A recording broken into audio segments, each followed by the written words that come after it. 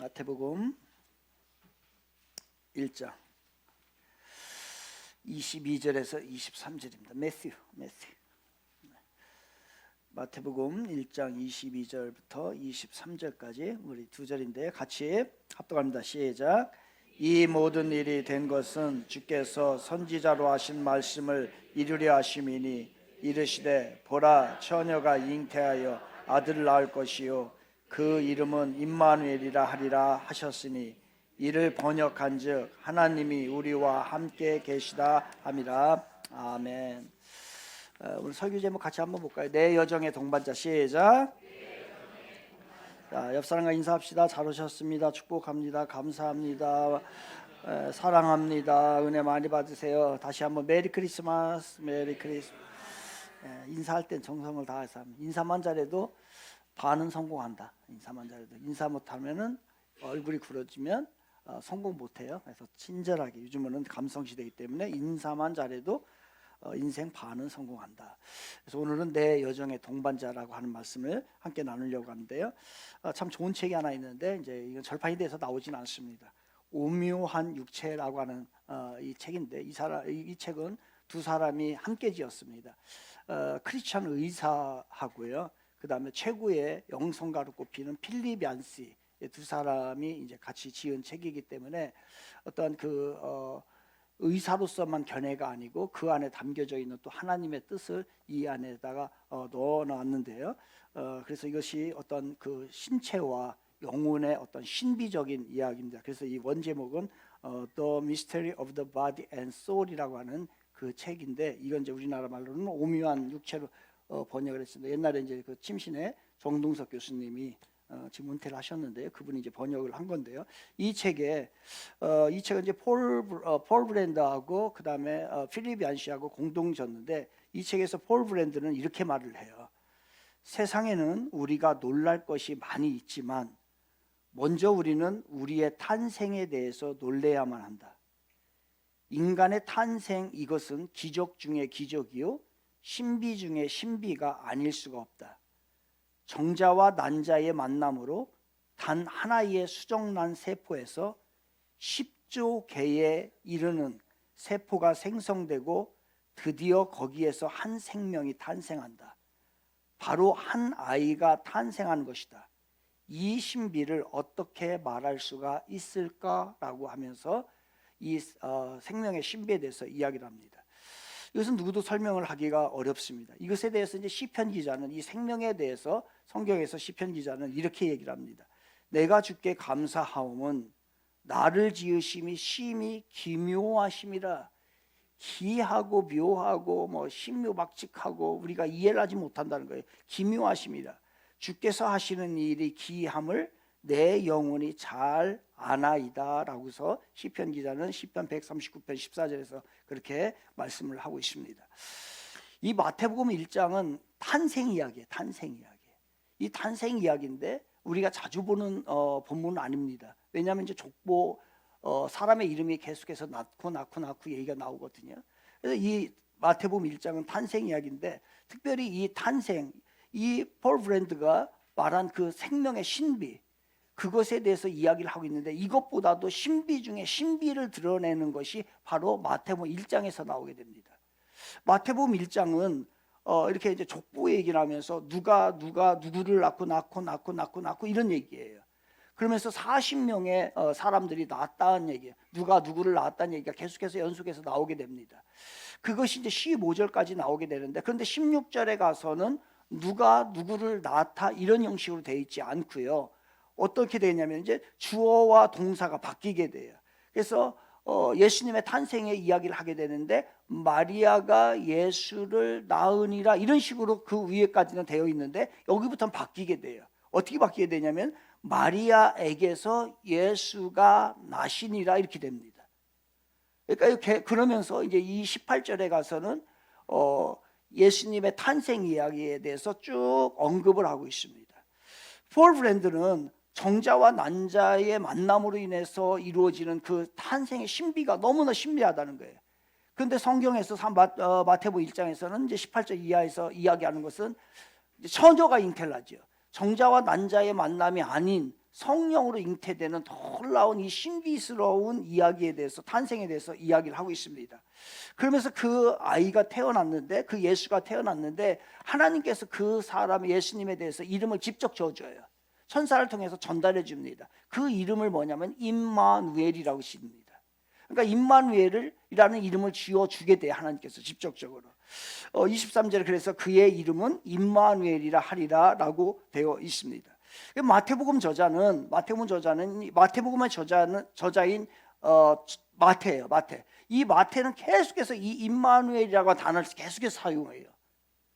계속해서 사용하면서 임마누엘을 강조하는데, 사실은 이 임마누엘이라고 하는 이 말은 마태가 처음으로 사용한 것이 아닙니다. 지금으로부터 보면 한 500년 전, 정확하게 말하면 2650년경에 그때에 이제 구약 성경에 이사야서가 있는데 거기부터 사용이 됐어요. 이미 예수님이 태어나면 임마누엘이라고 이름이 지어질 거다라고서 이야기를 벌써 하고 있습니다. 그러니까 성경 전체적으로 보게 되면 마태는 특별히 임마누엘에 대한 이야기를 많이 하고, 또 성경 전체에서 신약과 구약에서 임마누엘의 이야기를 많이 하고 있어요. 그렇다면 왜 성경은 자꾸 임마누엘에 대한 이야기를 하고 특별히 마태는 임마누엘에 대한 이야기를 계속해서 하고 있는 것일까? 그래서 마태복음은 다른 말로 얘기한다면 저는 임마누엘 복음이라고 해도 과언은 아니라고 저는 생각을 합니다. 그러면 왜 임마누엘을 이렇게 성경은 신약과 구약에서 강조하고 있을까? 그러면 임마누엘이라고 뜻은 무슨 뜻이냐면요, 하나님이 우리와 함께 계신다라고 하는 뜻이에요. 다시, 하나님이 우리와 함께 계신다. 시작. 하나님이 우리와 함께 계신다. 하나님이 우리와 함께 계신다라고 하는 말이 무슨 말이라고요? 임마누엘이에요. 그래서 임마누엘은 하나님이 우리와 함께 계신다. 그래서 이것은 예수님을 이 땅에 보내신 하나님이 우리 모든 인간들과 함께 알고, 특별히 그것을 믿는 사람들, 믿음의 사람들, 그리고 지금 나와 함께 하시겠다라고 하는 뭐냐면요, 약속이에요. 약속. 그 약속을 하신 거예요. 그래서 이 약속을 잊지 마라. 약속을 잊지 말게 하기 위해서 계속해서 그 임마누엘에 대한 것을 이야기를 하고 있어요. 왜? 한 번 이야기하면 잊어버리니까. 그러니까 그 반복함으로 인해 가지고서 임마누엘 대신 예수님, 그 하나님의 이야기를 나누고 있습니다. 그래서 마태복음에서 1장에서는 바로 이 임마누엘이 소개가 되고 있어요. 탄생한 소개가 되어 있습니다. 그런데 마태복음은 1장에서 28장까지 되어 있는데 28장 마지막 절에 뭐라고 되어 있냐면 내가 세상 끝날까지 너희와 항상 함께 있으리라, 이렇게 끝나요. 그러니까 그 내가 너희와 함께 있으리라, 이게 무슨 뜻이라고요? 무슨 말이라고요? 임마누엘이에요. 그러니까 임마누엘로 시작해가지고서 임마누엘로 끝나는 것이 마태복음이에요. 그러면 이 땅에 오신 예수님은 우리와 함께 하시는 그 임마누엘의 하나님이심을 계속해서 우리들에게 보여주고 있는 겁니다. 임마누엘의 예수님, 나를 구원하시기 위해서 오신 예수님, 그 임마누엘의 예수님께서 우리와 함께 하시는데 어느 때까지 함께 하냐? 세상 끝날 때까지. 여러분이 어떠한 상황 가운데 이 세상을 마무리하게 될지도 모르겠어요. 그때까지도 우리 예수님은 함께 하시겠다고 하는 것이 바로 뭐냐면요, 임마누엘이에요. 그렇습니다. 임마누엘로 오신 분은 그렇다고 한다면 내 인생에, 내 여정의 동반자가 되는 거예요. 그분은 우리가 태어날 때, 태어나기 전부터, 태초부터 우리와 함께 하셨던 분이라고 하는 것을 계속해서 이야기하고 있습니다. 그 임마누엘의 하나님이 예수님으로 이 땅에 오셔서 그분이 우리와 계속해서 함께 할 거야. 끝나늘까지 함께 할 거야. 이것을 믿어야 돼 라고 하는 이야기를 계속해서 우리들에게 말씀하는 거예요. 그래서 오늘의 제목이 내 여정의 동반자예요. 내 여정의 동반자는 뭐냐면 바로 임마누엘이신 예수 그리스도가 우리 인생의 동반자입니다. 그럼 이 메시지를 통해서, 임마누엘의 메시지를 통해서 우리들에게 하고 싶은 얘기가 뭘까?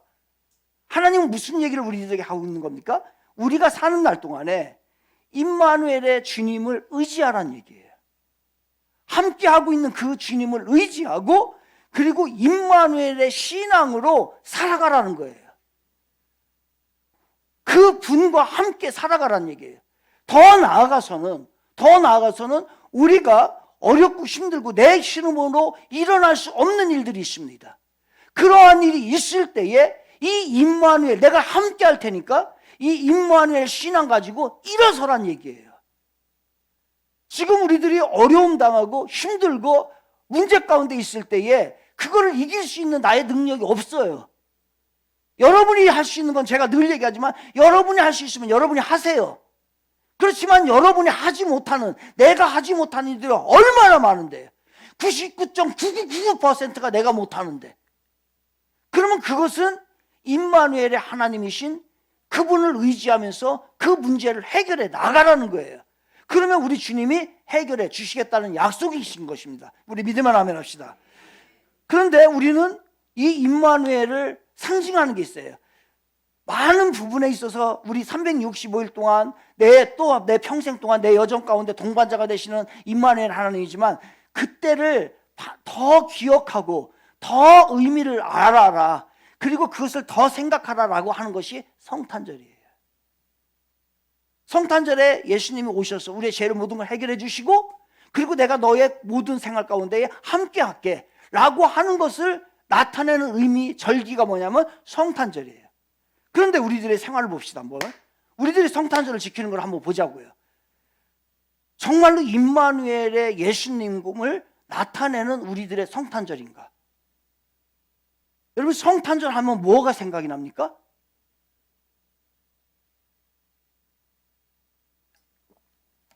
이따 밖에 나가가지고서 친구를 만난다든지 누구를 만나는 사람한테 물어보세요. 성탄절이 수요일 날인데 너 뭐 생각나니? 성탄절 하면 한번 물어보세요. 뭐라고 하나?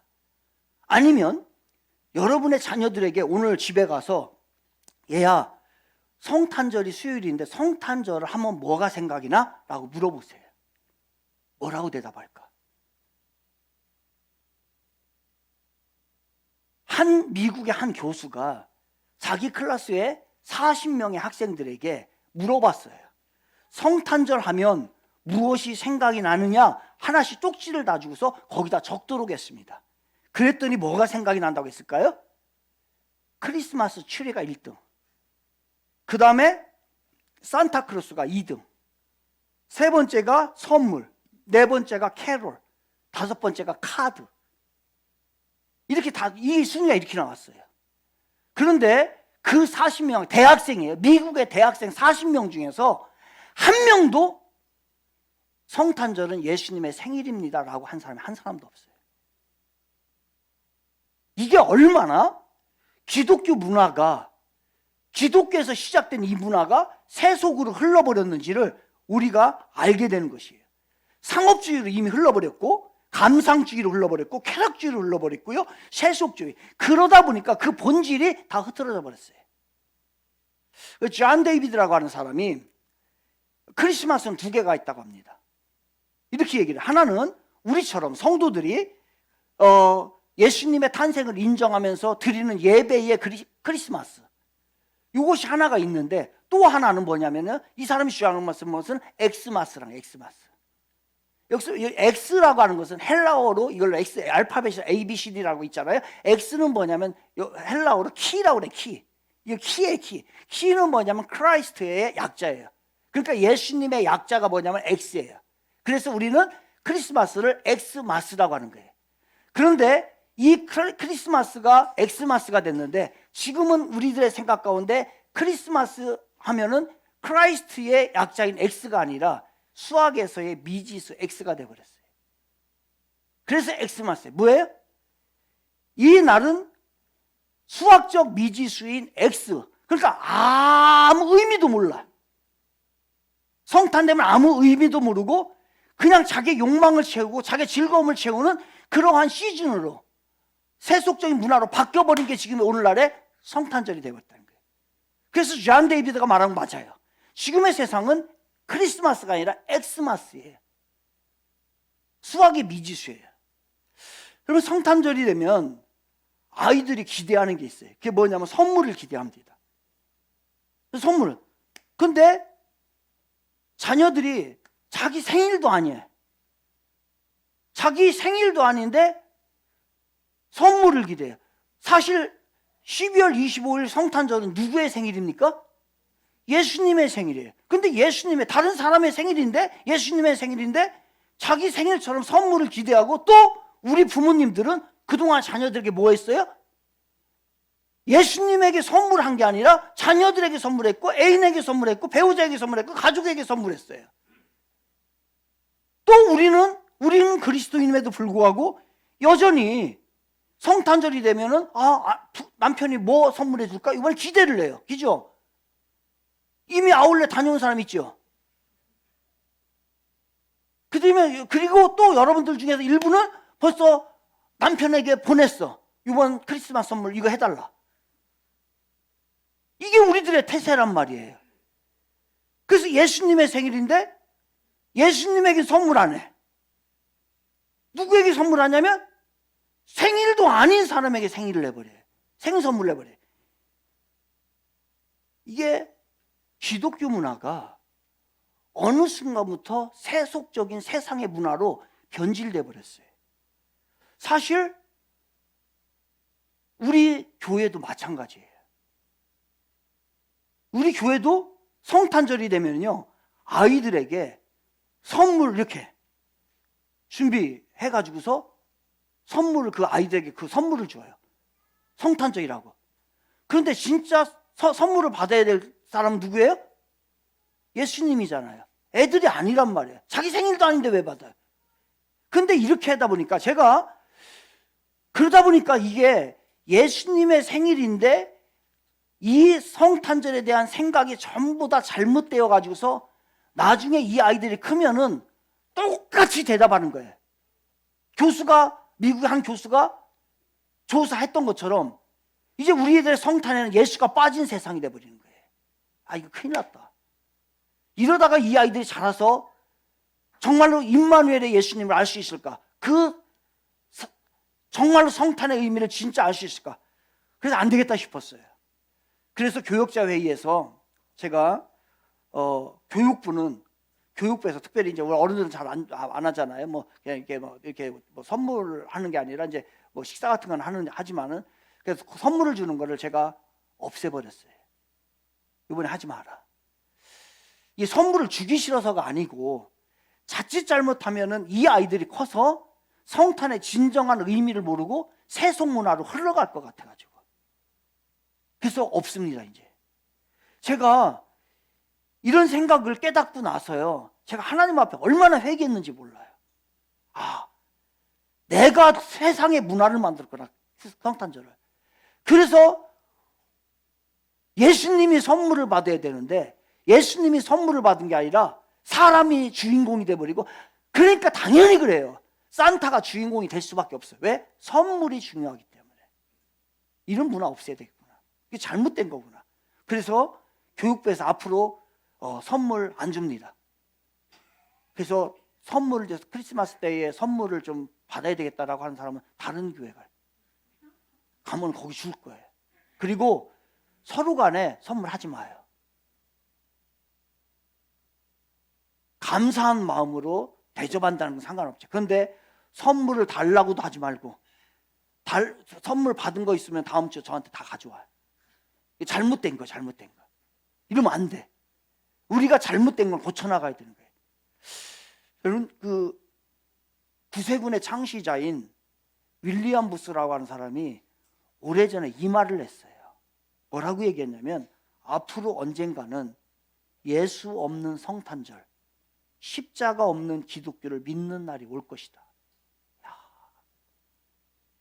저같이 이 부족한 사람은 성탄절에 선물 주느라고 정신이 빠져 있을 때, 이런 위대한 영성과 위대한 목회자들, 이 통찰력인 사람은 벌써 이것을 예언했어요.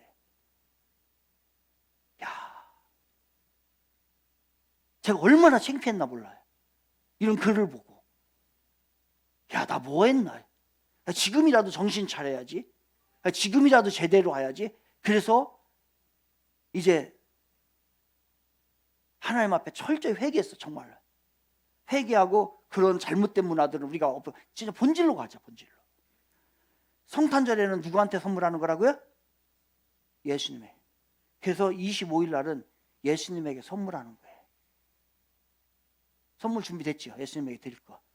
준비했어요, 안 했어요? 준비 안 했잖아요. 그래서 성탄절에는 성탄 헌금을 하는 거고, 그리고 행사를 하고 축제를 하고 아이들과 같이 생일을 축하 파티를 하는 거예요. 여러분, 이번에는 사람에게 선물하지 말고 우리 예수님에게 선물하자고요. 그래서 우리 공통적으로 어떻게 하면 좋을까라고 생각해서, 교회 저 성전 한번 보세요. 저 성전에 우리는 벽돌을 집니다. 이번에 세련된 벽돌을 지는데, 저 벽돌이 16만 5천 장 들어가요. 16만 5천 장 들어가는데 하나당 단가가 얼마냐면 500원이에요. 500원에 16만 5천 장 들어가는데, 지난주에 우리 지율이가 엄마랑 미국을 가면서 걔가 2만 장 했어요. 그리고 엄마 아빠도 2만 장씩 했어요. 그럼 나머지, 여러분, 수요일 날은 이번에는 예수님 앞에 벽돌로 드리는 거예요. 온 가족이 정말로 모두 참여해서 벽돌로 예수님을 하는 거예요. 그래서 건축을 헌금을 할 때, 이거는 제가 건축을 하면서 원칙을 좀, 헌금에 대한 원칙은 절대로 여러분 자원해서 하세요. 절대로 저 강요 안 합니다. 지금 이거 설교 강요하는 거 아니에요. 설교 강요하는 거 아니에요. 여러분에게 기도해 보시고 하는 거예요. 그건 저는 제시만 하는 거예요. 이런 게 있다. 그다음에 여러분들이 안 해도 제가 뭐라고 한마디 안 할 거예요. 또 하나, 다툼이 없이 하세요. 성전 건축을 하는데 남편이 반대를 해. 그런데 내가 하고 싶어 가지고서 몰래 남편 돈 몰래 빼가지고서 헌금해야지. 하지 마세요. 안 해도 돼요. 남편이 하고 싶어. 그런데 아내가 재정권을 다 가지고 있네. 그런데 아내가 못하게 해. 하지 마세요. 단 설득을 해요. 설득. 그 사람이 할 수 있을 정도의 인물이 되도록. 여러분, 헌금은 아무나 하는 게 아니에요. 새 속에 물들어 있고 돈의 노예가 되어 있는 사람은 절대로 헌금 못해요. 그 사람이 성숙하지 않으면요, 하나님 앞에 드리고 이웃 앞에 드리고 절대로 못하는 거예요. 10년을 다니고 20년을 다녀보십시오. 헌금 생활 제대로 하나. 이거는요, 여러분이 아직 성숙되어 있지 않기 때문에 그래요. 강요해서 되는 것도 아니고 싸움해서 되는 것도 아니고, 그렇게 할 거 없어요. 몰래 적금 깨가지고 해야 되겠다. 아니요, 동의가 되지 않으면 하지 마세요. 왜냐하면 그 사람은 아직 어린애예요. 그 사람은 새 속에 빠져 있는 사람이에요.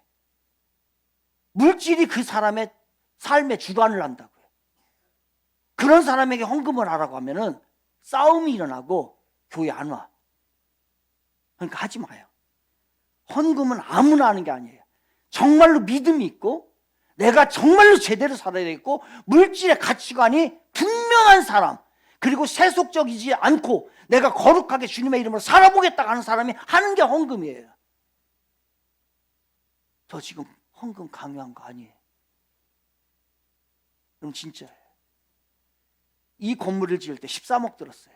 다 자재까지. 이거를 13억을 들여서 이걸 기부를 했어.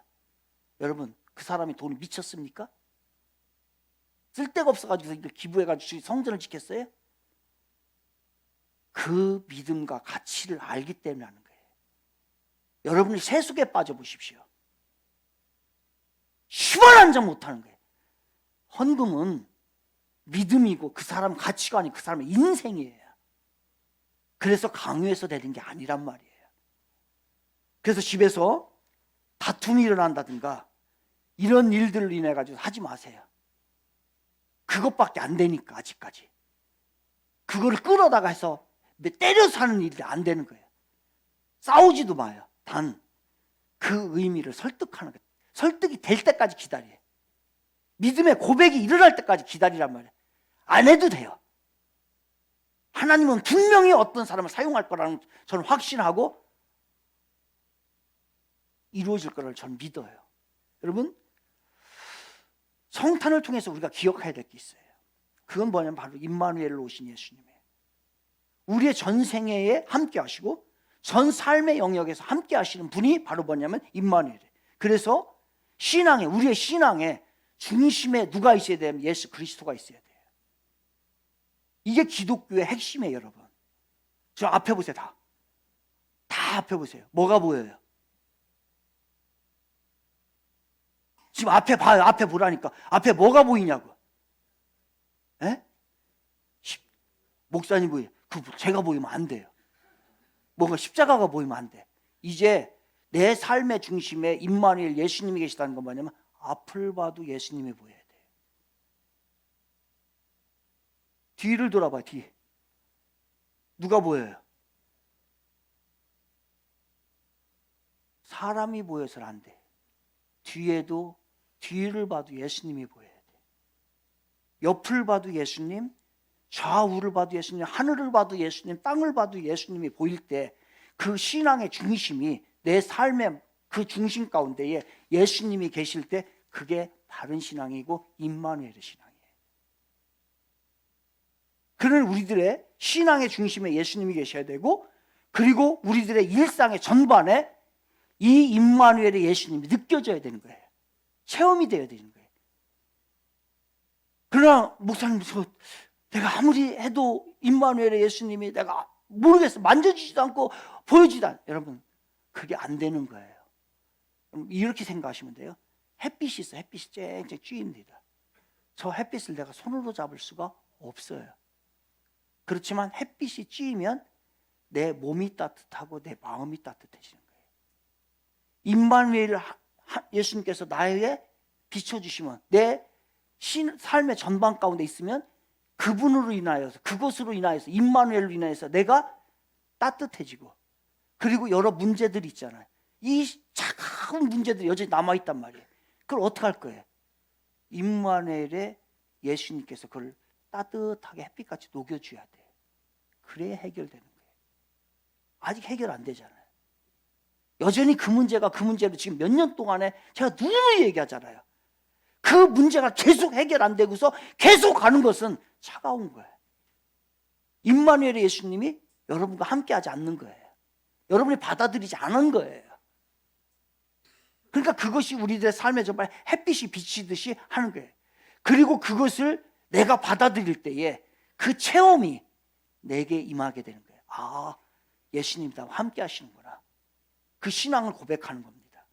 그래서 성탄절은 이런 의미를 우리에게 부여하는 것이고, 그리고 하나님은 절대로 멀리 계신 분이 아닙니다. 우리 곁에 다가오신 하나님이 예수님이세요.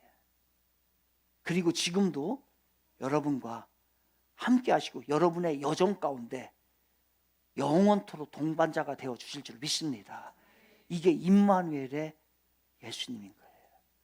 이분과 함께하면 언젠가는 따뜻해져요. 지금 당장이 아니라 언젠간 제대로 된 삶으로 우리가 나아가게 되는 것입니다. 그러니 임마누엘 신앙을 체험한다는 것은 바로 뭐냐면, 내가 그것을 믿을 때 그것이 내 삶 가운데 햇빛과 같이 다 비춰져서 따뜻해져서 내 삶이 스르르 풀려나가는 그런 것을 체험하시라는 얘기예요. 임마누엘 신앙으로 강하고 담대하시기를 바랍니다. 임마누엘 신앙으로 모든 어려움들 또한 문제들이 이겨나가시기를 바랍니다. 임마누엘, 그것은 험한 이 세상에서 반드시 있어야 되는 하나님 우리에게 주은 최고의 무기예요. 강한 무기예요. 이 신앙을 믿고 이것을 날 따라 나갈 때에 하나님께서는 해결해 주시고 나와 문제를 함께 하시겠다는 의미예요. 그러니 임마누엘 되신 예수님이 함께 계신다 자체가 우리에게는 큰 위로고 능력이고 강력한 무기가 된 것입니다. 왜냐하면 예수님은 이 세상을 이기신 분이기 때문에, 이기려고 이 세상에 오셨기 때문에. 그래서 이렇게 얘기하시죠. 내가 세상을 이겼노라. 그러므로 우리는 뭐예요? 강하고 담대하라. 내가 너희와 함께 할 테니까 이제 강하고 담대하게, 허들이 있으면 넘으십시오. 물리치십시오. 그리고 문제가 있으면 문제 없는 사람 없습니다. 문제가 있을 때 그거를 임마누엘 대신 예수님과 함께 그 문제를 해결하세요. 그럴 때에 이 주님이 우리와 함께 하시고 우리의 인생 여정 가운데 함께 하시는 동반자가 되어 주실 것입니다. 이 동반자가 임마누엘 예수님이 다 되시기를 주님의 이름으로 축복을 드리겠습니다.